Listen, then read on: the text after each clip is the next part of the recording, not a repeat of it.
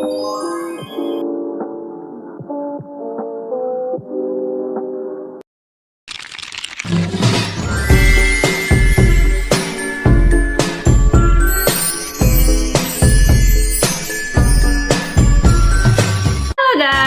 assalamualaikum warahmatullahi wabarakatuh. Perkenalkan, nama saya Lolita Telsa Nabila, NPM 24014010086. Saya dari Prodi Kewirausahaan Fakultas Ekonomi dan Bisnis UPN Veteran Jawa Timur. Sekarang saya akan menjelaskan salah satu materi yang pernah dibahas, yaitu salah satunya adalah teori konsumsi. Apa sih teori konsumsi itu? Konsumsi ialah kegiatan mengurangi atau menggunakan nilai guna suatu barang dan jasa untuk memenuhi kebutuhan dan kepuasan konsumen. Nah, teori konsumsi ini mempunyai fungsi. Fungsi konsumsi itu menunjukkan hubungan antara konsumsi dan pendapatan. Pada umumnya, fungsi konsumsi itu mempunyai persamaan linear. Seperti pembahasan selanjutnya, yaitu faktor yang mempengaruhi di dalam teori konsumsi itu ada 6. Yang pertama, faktornya itu distribusi pendapatan nasional. Distribusi pendapatan nasional ini penduduk dengan pendapatan yang tinggi itu memiliki MPC lebih rendah dibanding dengan penduduk dengan pendapatan yang lebih rendah. Yang kedua, itu ada jumlah kekayaan masyarakat dalam bentuk alat likuid, yaitu semakin banyak alat likuid dalam masyarakat, semakin besar pula pengeluaran konsumsinya dibanding dengan masyarakat yang jumlahnya lebih sedikit. Yang ketiga, banyaknya barang konsumsi lebih tahan lama, yaitu mengurangi pengeluaran masyarakat dan menambah pengeluaran masyarakat. Yakni harga konsumer relatif mahal. Yang keempat, kebijakan finansial perusahaan. Kebijakan finansial ini dapat mempengaruhi pola pendapatan, artinya akan mempengaruhi pada pengeluaran konsumsi.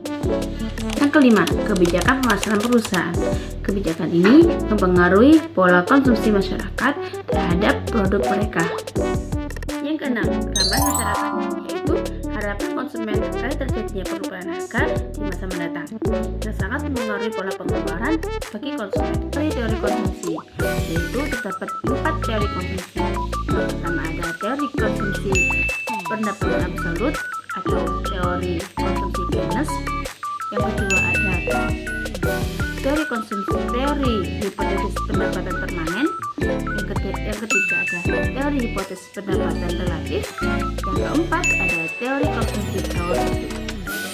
Yang pertama yaitu teori hipotesis pendapatan absolut atau teori konsumsi Keynes, yaitu faktor yang paling berpengaruh terhadap konsumsi.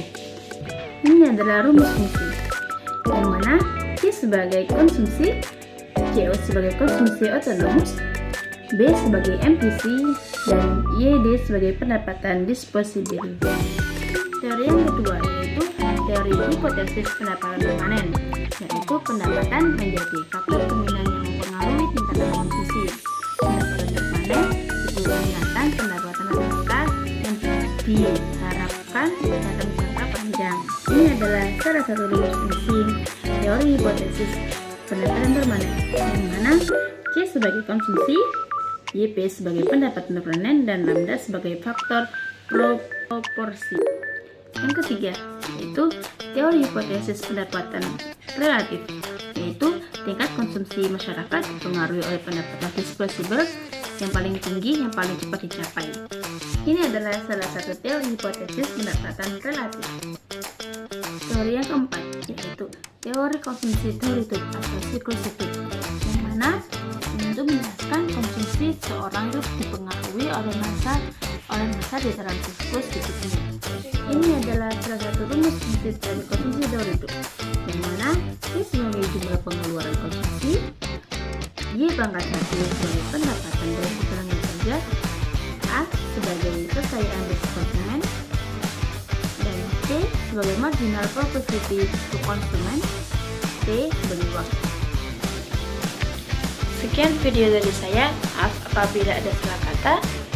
Wassalamualaikum warahmatullahi wabarakatuh. Oke teman-teman, terima kasih sudah menonton videonya.